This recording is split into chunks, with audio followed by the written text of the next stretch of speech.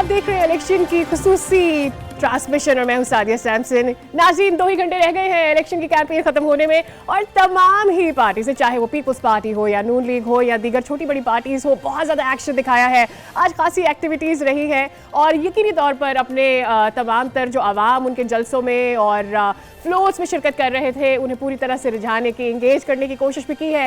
लेकिन अब अगले 2 घंटे में क्या होगा और कल से क्या होने जा रहा है ये भी जानना जरूरी है, क्योंकि इलेक्शन का वक्त बहुत ही करीब आ गया है। तो तमाम तर सूरत हाल जानने के लिए आपको लिए चलते हैं मुनीस जहांगीर और उनके पैनल की जानिब। बहुत बहुत शुक्रिया सादिया, और अपना जो पैनल है उससे आपका तारुफ करा देती हूँ। किसी भी तारुफ के वैसे मोहताज नहीं है, क्योंकि आज सुबह से हम आपकी स्क्रीन्स के ऊपर जो है आपको सारी इन्फॉर्मेशन ला रहे हैं। इस वक्त हमारे साथ इमरान सुल्तान साहब हैं, एंकर हैं और अपना प्रोग्राम भी करते हैं। अली खिजर साहब है, head of research business recorder आज टीवी। शौकत पराचा साहब हमारे साथ मौजूद हैं और चौधरी साहब भी हमारे साथ मौजूद हैं। तो नाजरीन, आपको हम लेके चलते हैं, हमारे साथ एमल वली खान साहब भी मौजूद हैं और वो ANP के सरबराह हैं, जैसे कि आप सब जानते हैं। अब इंटरेस्टिंग बात यह है कि अवामी नेशनल पार्टी के ने जो है वो सीट एडजस्टमेंट की है। चरसदा में उन्होंने QWP के साथ, कौमी वतन पार्टी के साथ की है, फिर कराची के अंदर उन्होंने MQM के साथ की है, बलोचिस्तान में पाकिस्तान पीपल्स पार्टी के साथ ANP ने सीट एडजस्टमेंट की है। तो एमल वली साहब, मुझे ये बताइए कि ये सिर्फ इलेक्शन तक ही एक अंडरस्टैंडिंग थी या आप समझते हैं कि इस अंडरस्टैंडिंग को आप आगे लेके, जब हुकूमतें बनेंगी तो इसको आप आगे लेके भी जा सकते हैं? शुक्रिया बीबी मौका देने का।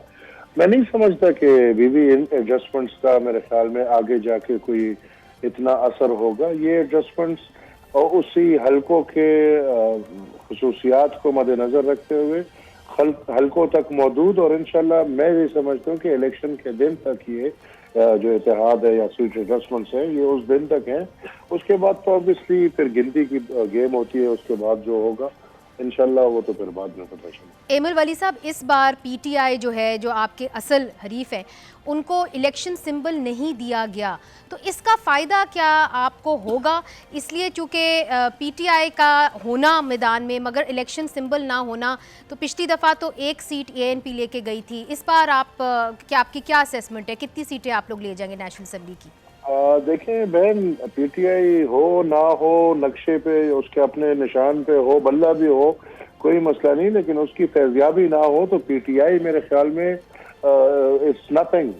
उसका कोई वजूद ना था, ना है, ना रहेगा। और वो तो ऑब्वियसली फैज़याबी के चक्कर में और तहरीक तालिबान पाकिस्तान के सपोर्ट में उन्होंने 2 दफ़ा हुकूमतें कर ली पुख्तनख्वा में। अदरवाइज मैं नहीं देखता कि पाकिस्तान तहरीक इंसाफ के कोई बुनियाद है, कोई नजरिया है, कोई वर्कर्स हैं जो मिसाल 20 साल से थे और अगले 20 साल तक रहेंगे। मैं ये नहीं देख रहा। तो मैं नहीं समझता कि ऐसा कोई थ्रेट वो थे या उनके ना होने से हमें कोई फायदा या नुकसान होगा। एमल वली साहब, एक और रूल भी है और आपस में दोनों।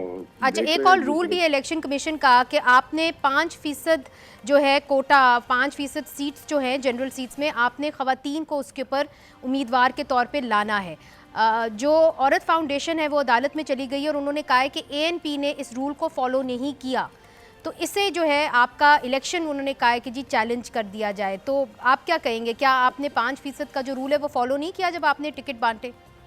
जी, हमने तो फॉलो किए, अल्हम्दुलिल्लाह हर हद तक किया है, और हम तो 5% से बहुत आगे चले गए होंगे। और बीबी आपको तो पता है अवामी नेशनल पार्टी तारीखी तौर पे अपना एक नजरिया रखती है और हम अल्हम्दुलिल्लाह इंतहा पसंदी वाले हैं नहीं।